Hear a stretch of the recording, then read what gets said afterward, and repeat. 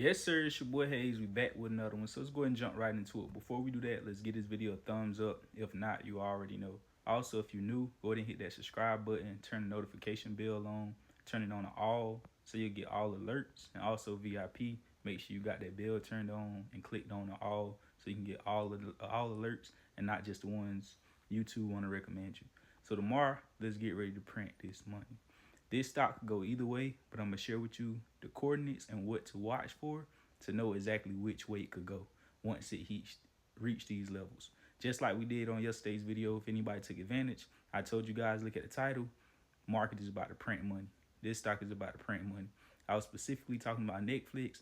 I also had a few penny stocks to share this, that, and the third. Netflix, Meta, and Spy did exactly what I told you guys it would do. I told you guys Netflix was ready to come down after running up $70, $60 on the share price the day before. I told you guys it was coming down to $9.50. I alerted in VIP. I bought calls. I meant puts. 9.35 puts expire Thursday. Said it's coming down to 9.50. That's the target, and that's exactly where it went to. Like, it's kind of wow, the precision on that play. It went to 9.50, and after hitting 9.50, it skyrocketed back up to 9.60.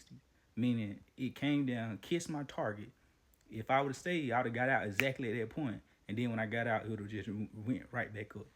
Like, that's like getting every piece of the pie type shit. Like, that's insane, bro. I didn't stay the whole move. I did stay. The day was tricky. Can't lie. You definitely had to have some balls to hold out on, puts today the way it was going. Very choppy. I told you guys the choppiness is back and forth. These swings, ups and downs. This will be occurring and happening for the next few months, guys. Especially into that 90-day threshold with the tariffs being on pause. So anyways, we're going to take a look at it, guys. We got one that's about to print tomorrow. Sheesh, I wish I would have seen it today. Because options up like 3,000% on this. So this could be a good time to buy puts on it for the pullback. Or it could be a good time to buy calls because it's about to run higher. Let's stick around and see my thoughts and what we think this bad boy is about to do. So as we know, we just got that out of the way with Netflix today, ate good. I love the fact how it ran back up. Netflix is reporting earnings tomorrow after close. Also be aware that Friday, Good Friday, the market will be closed. So I'm going to treat tomorrow, Thursday, like a Friday. Fridays usually is bad days, meaning stocks be all over the place.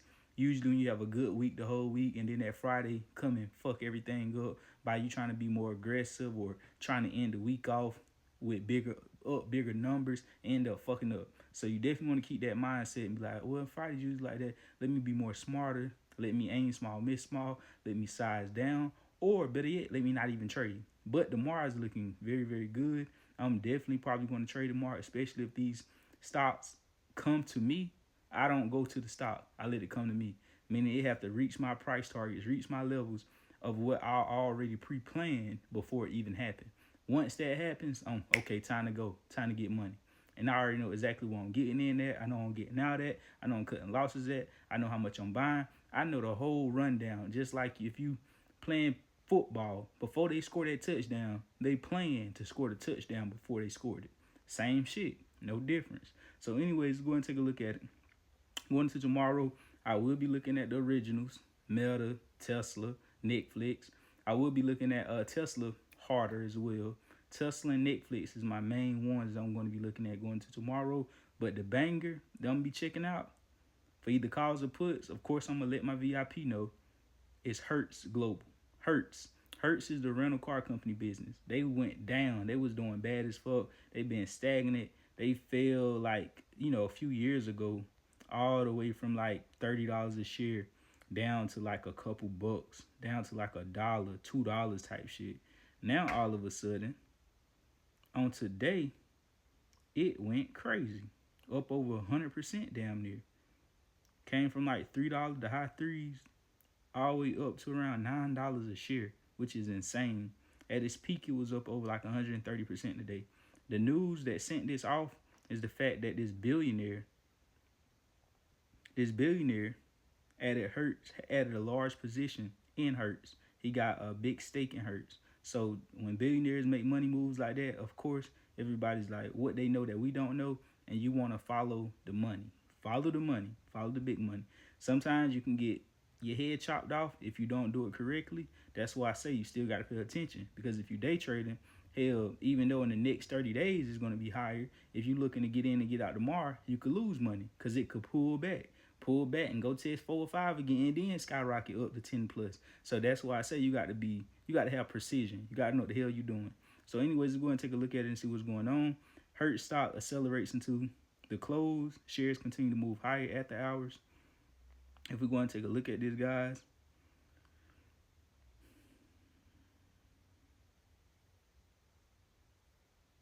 the billionaire have a high stake in this, like around 19.8%. Bill Ackman's, his firm purchased 12.7 million shares of the rental car company. Sheesh. A stake of approximately 4%. So as we know, we now let's look at the charts, because bump all the news, bump what they talking about. I care about the price section, what the stock is talking, how the stock talking, what the price movement is looking like. So let's go ahead and take a look at that. So as we know, it opened up today at $4.36. The high was $9. The low was $3.72. Dang, it was a lot of money being made on that, boy. Goodness grief. Y'all ain't tell you, boy. This happened. A lot of this happened in the after hours, though. It really went crazy. So going to tomorrow, this is going to be a hot play. Hot play. And for all my VIP members that were like, dang, the Netflix and all these other plays was, a bit more expensive, there you go right here. These options right here going to be cheap as hell, especially on tomorrow. If you get some that expire tomorrow, I'm looking at them now. How much they cost? You talking $35 a contract? That's dirt cheap. Anybody can afford that. That's crazy. So anyways, let's go ahead and take a look at it. Let me look at the numbers. So we hit a high $9 after hours. We came back down to $7.69. So what do I want to see? It broke. If this breaks $7.79, which it already did, we could come back around $7.31. If it break below $7.31, it's going to come to the high sixes, around $6.80 and $6.50. I really want to see it dip like that. I want to see a mean dip. The $6.80, $6.50, and then I want to see it reverse. Worst case scenario is $5.93, around $6. The high fives, the low sixes. That's worst case scenario if it do a mean morning panic pullback. And I definitely really want to play both sides. I want to get it on a pullback, and then I want to buy calls and ride it right back up. That's how I want to play it personally. But if it happens before the market open, meaning it could pull back the 6 before the market even open, then I'm going calls. If it don't pull back, I may go puts, then calls. That's why I'm looking to play it. But if it's already up by the open and it's already retesting 9, I'm going to go puts, then calls. So it might confuse you, but it didn't confuse me, because I know exactly what my plan is for this. But my plan really don't matter. Like I say, my opinion don't matter. What really matters is price action. I need to see this thing moving. I need to see the price action. I need to see the volatility. I need to see the volume. I need to see how it's reacting once the market is open, guys. That's my main thing. And I'm going to alert VIP. I'm going to let you know exactly the move that I do. And you also can play this both ways. With it being moving so aggressively like this, even whichever side I go on, I'm going to buy the opposite as well. But I'm going to buy what I think is going to happen most. I'm going to buy more on that side. So, for example, I could put $1,000 on calls and $500 on puts. So that way, if my calls don't work out, I still make some money back off those calls from the puts. And I'm not just going to sit there and lose the entire $1,000 that I got on calls. Once I really get a real sense of true direction, I end up selling that, losing $300 on that, and then letting the other side ride out.